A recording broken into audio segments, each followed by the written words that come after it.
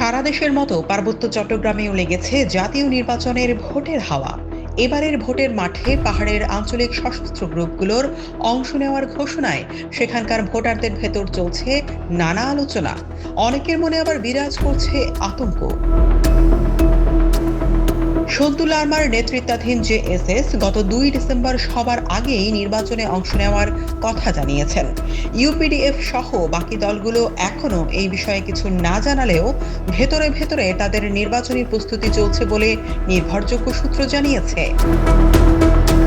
পাহাড়ের সচেতন ভোটাররা বলছেন, পার্বত্য চট্টগ্রামে এই মুহূর্তে সবচেয়ে বড় সমস্যা চাঁদাবাজি ও সন্ত্রাস, পাশাপাশি বেড়েছে মাদক ব্যবসাও। এছাড়া বিগত সময়ে পাহাড়ি এবং বাঙালিদের ভেতর বিভেদ সৃষ্টির একাধিক ঘটনাও ঘটেছে। এসব ঘটনার পেছনে জেএসএস এবং ইউপিডিএফ এর একাধিক নেতাকর্মী জড়িত বলে ইতোমধ্যে আইন শৃঙ্খলা বাহিনীর অনুসন্ধানে উঠে এসেছে। এর ফলে প্রশ্ন উঠেছে, ইমেজ সংকট কাটিয়ে ভোটের মাঠে কতটুকু জয়ী হতে পারবেন আঞ্চলিক গোষ্ঠীগুলো। খোঁজ নিয়ে জানা গেছে, পার্বত্য চট্টগ্রামের ৩ আসনে সবচেয়ে বেশি জয় পেয়েছে বর্তমানে কার্যক্রম নিষিদ্ধ আওয়ামী লীগ। ১৯৯১ থেকে ২০০৮ সাল পর্যন্ত অনুষ্ঠিত প্রতিদ্বন্দ্বিতামূলক ৪টি নির্বাচনে বান্দরবানে ৪ বার, রাঙামাটিতে ৩ বার ও খাগড়াছড়িতে ৩ বার জিতেছিলেন এই দলের প্রার্থীরা। তবে ২০০১ সালে রাঙামাটি ও খাগড়াছড়িতে বিএনপির কাছে হেরেছিল আওয়ামী লীগ। তখন আলোচনা ছিল, আঞ্চলিক দল জেএসএস এর সমর্থন থাকায় বিএনপির জয়ের পথ সহজ হয়।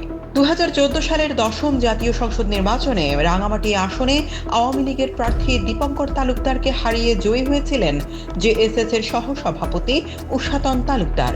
২০১৮ সালে অবশ্য পরাজিত হওয়ার পর দ্বিতীয় ভোট পান তিনি।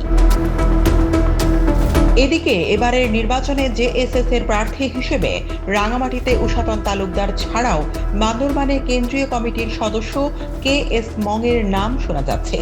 তবে খাগড়াছড়ি আসনে প্রার্থী কে হবেন তা এখনো জানায়নি দলটি। সচেতন ভোটাররা বলছেন, নির্বাচনী মাঠে পাহাড়ের আঞ্চলিক গোষ্ঠীগুলোর বড় সংকট হবে নিজস্ব ভোট ব্যাংক ভাগাভাগি নিয়ে। এছাড়া বিশাল সংখ্যক বাঙালি ভোটারদের সমর্থন আদায়ের ইস্যু তো রয়েছেই।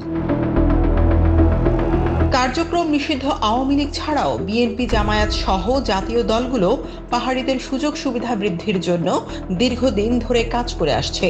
এসব দলের সাথেও বিশাল সংখ্যক পাহাড়ি সমর্থক যোগ দিয়েছেন।